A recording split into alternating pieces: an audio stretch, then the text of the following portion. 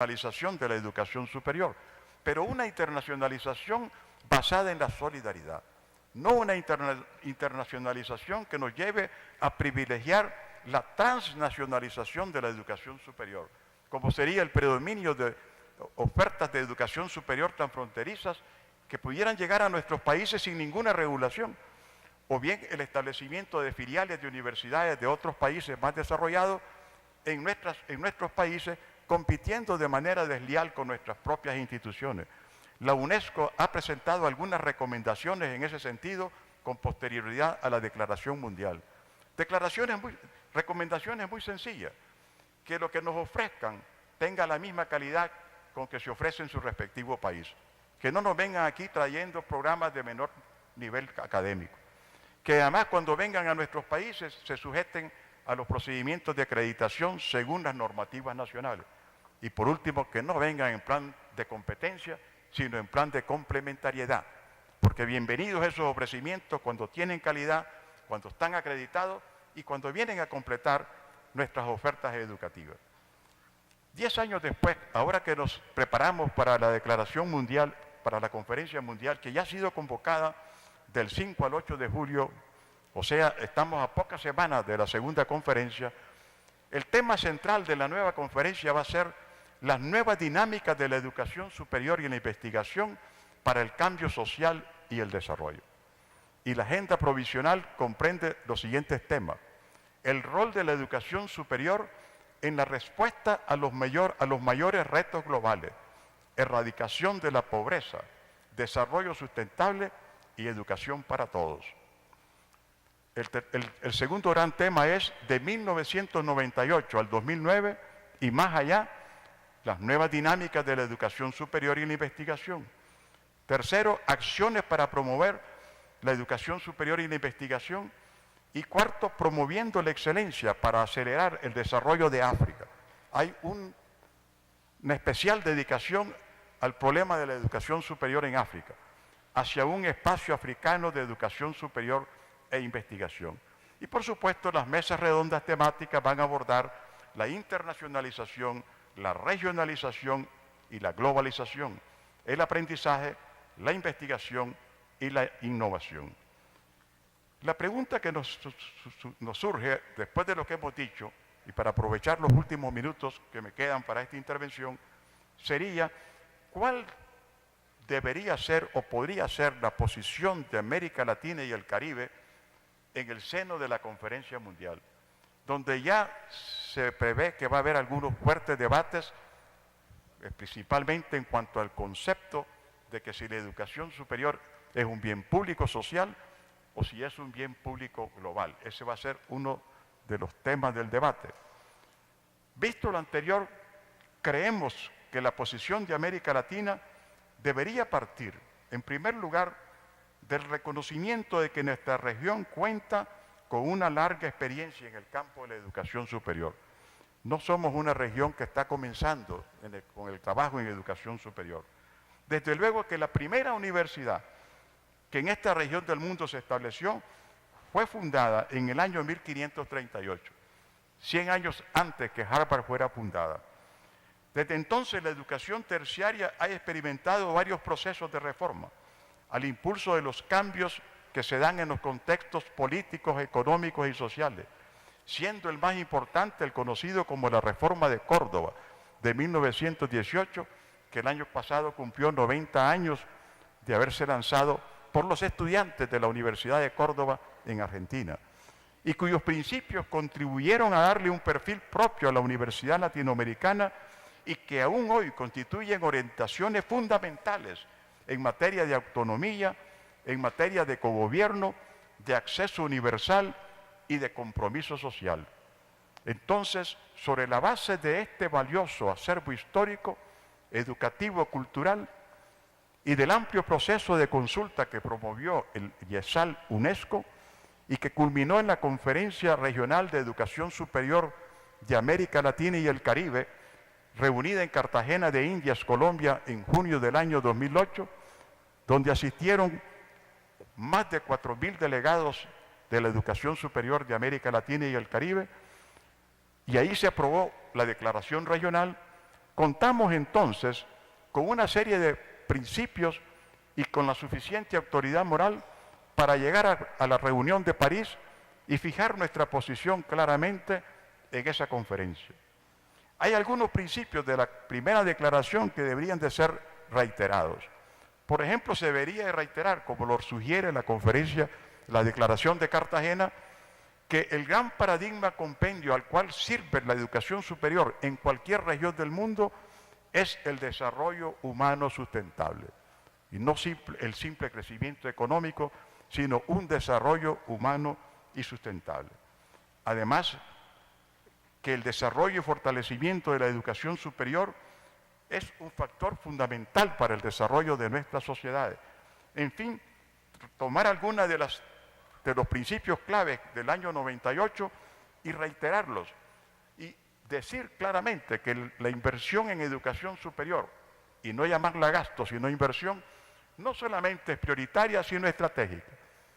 No significa esto que vamos a descuidar la inversión en los otros niveles educativos que también lo necesitan, sino hacer realidad el compromiso que América Latina y el Caribe adquirió y que aún no ha cumplido en la Declaración de México de 1979, que debemos de invertir en educación en todos los niveles al menos el 7 u 8% del Producto Interno Bruto.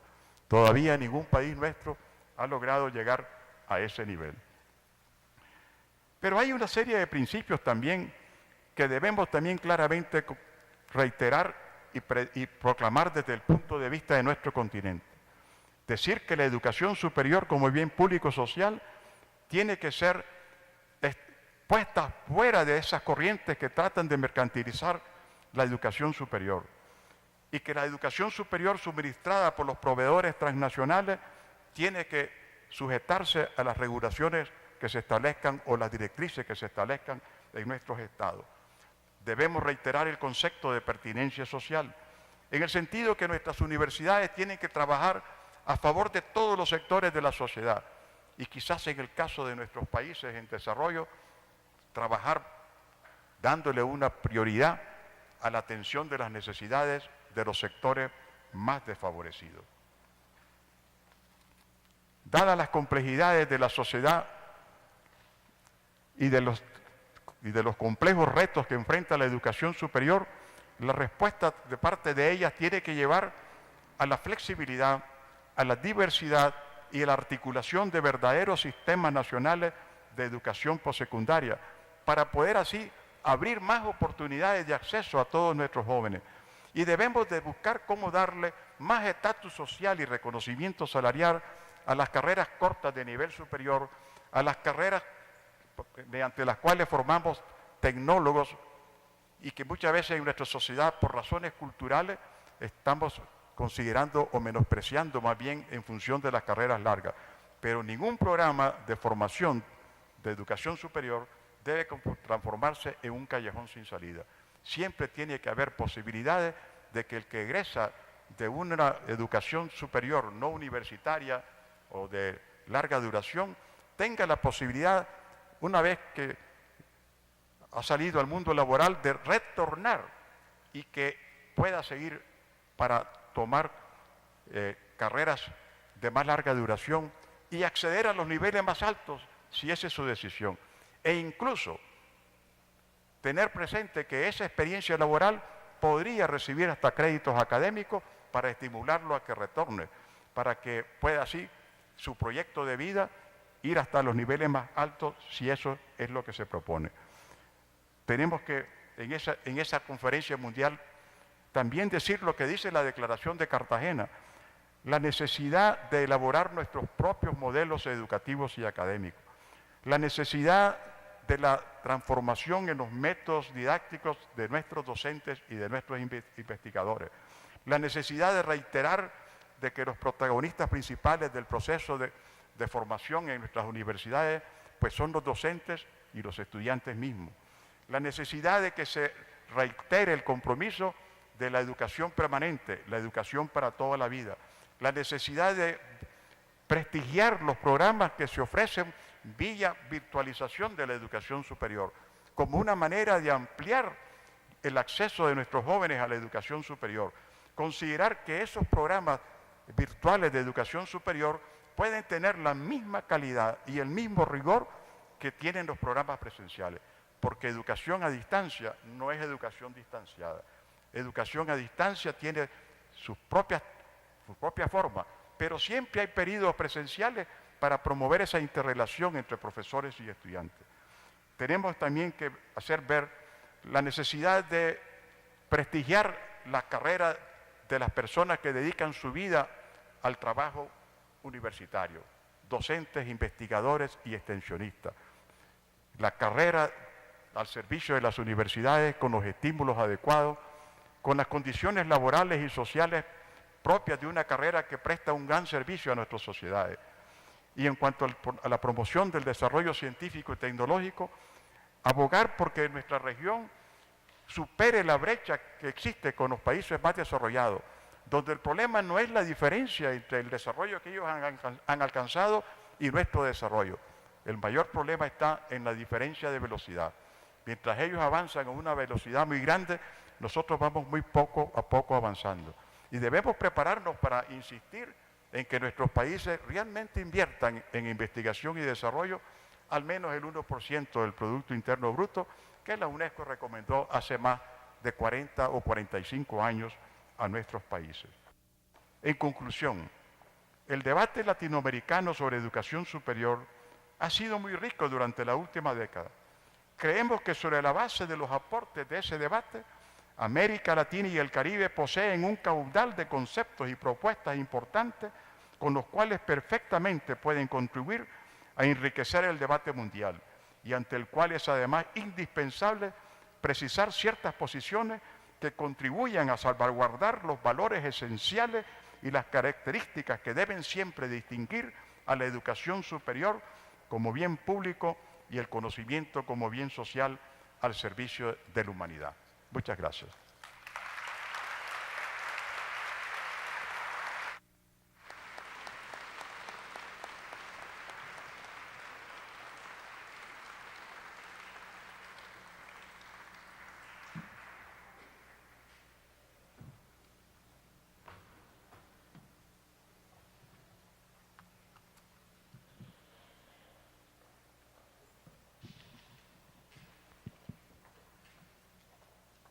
Tenemos ya algunas preguntas.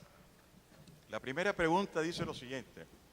El sistema de mercado tiende a considerar la educación pública bajo los mismos criterios que la educación privada. ¿Hasta dónde estos dos sistemas deben ser similares o deben ser complementarios, mas no similares?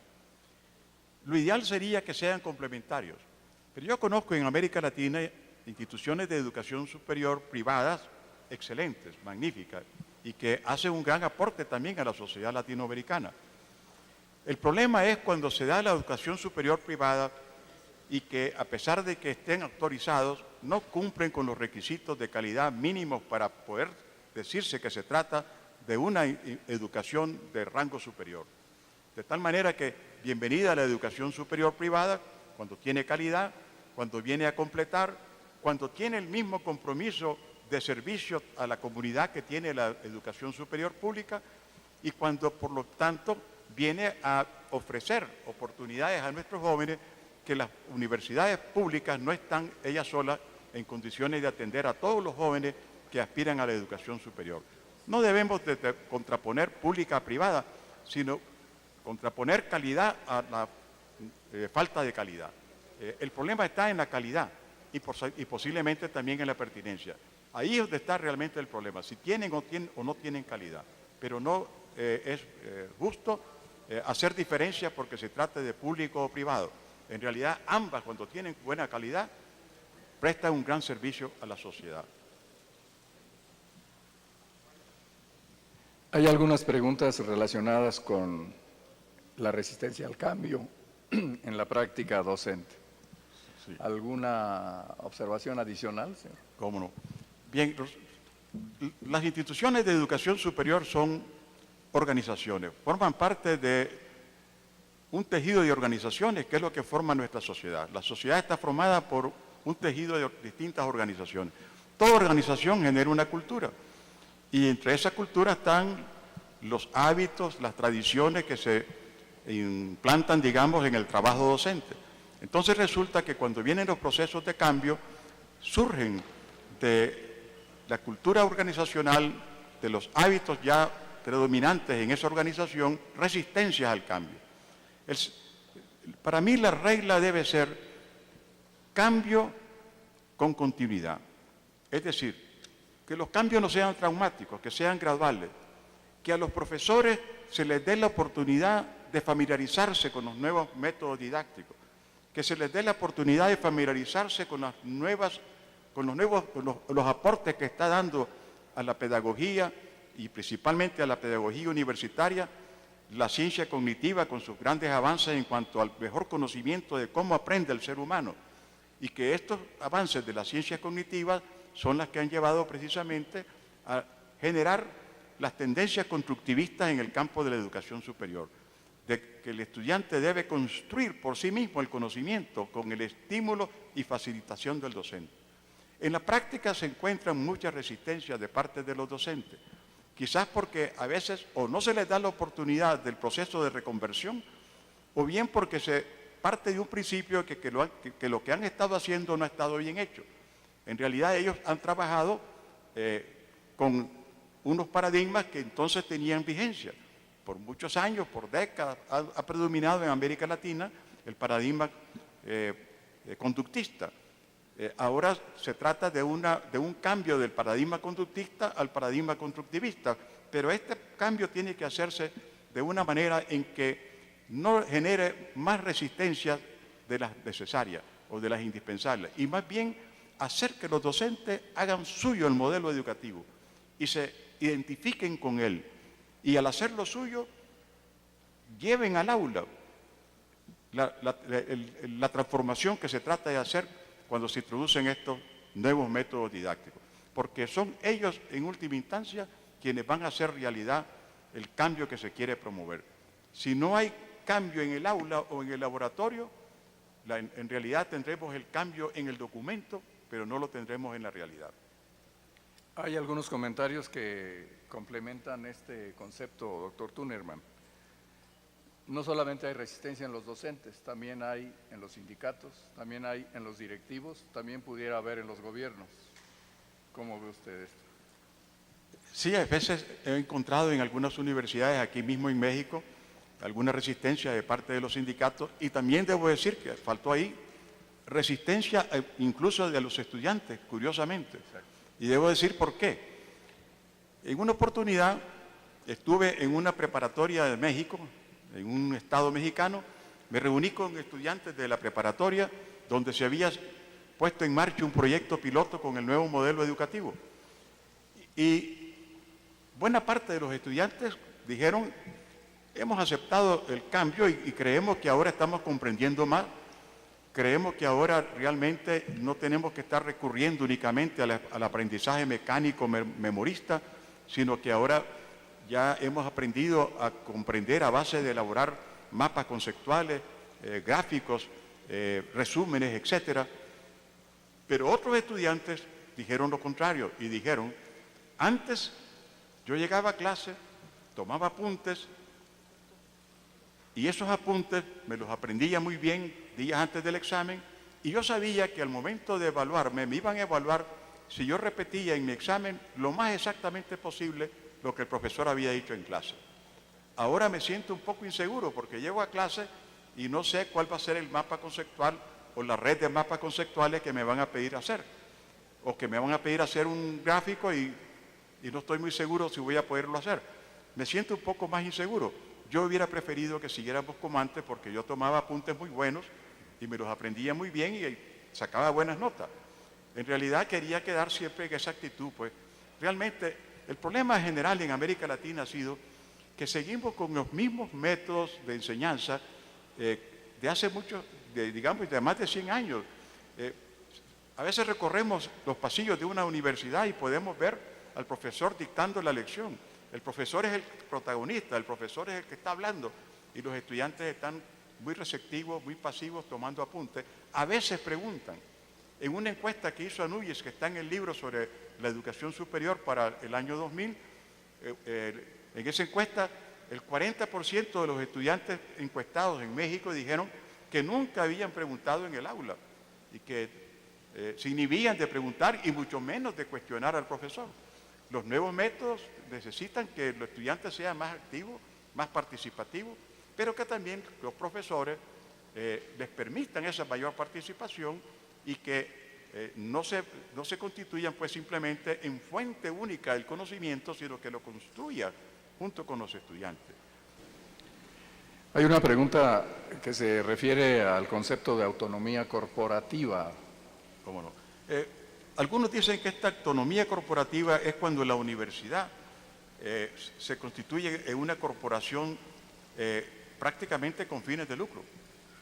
Y que aunque a veces dicen se trata de una asociación civil sin ánimo de lucro, a veces los que conducen a su universidad aclaran sin ánimo de lucro, pero tampoco con ánimo de pérdida.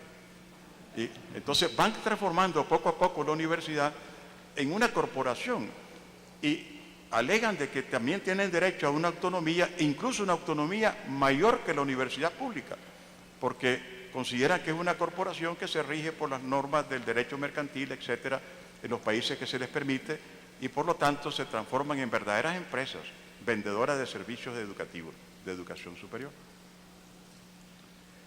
Bueno. Doctor Tunerman, hay, por supuesto, propósitos generales que esperamos que se generen en esta conferencia de París próxima.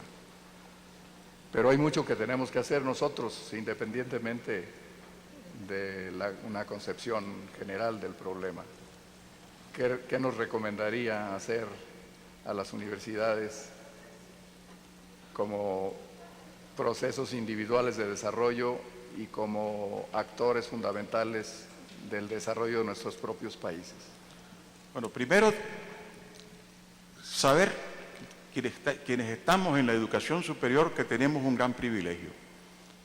Tenemos el privilegio de trabajar con una institución clave para nuestras sociedades, mayor aún si se trata de una institución pública. Es un privilegio realmente que trabajemos con instituciones que tienen un gran rol que cumplir en cuanto al afianzamiento de la identidad nacional, a la socialización de nuestros jóvenes, a que nuestros jóvenes valoren la cultura nacional, algo que en esta sociedad globalizada estamos corriendo el riesgo de que nuestros jóvenes admiren más la cultura de los países desarrollados y menosprecien nuestra cultura.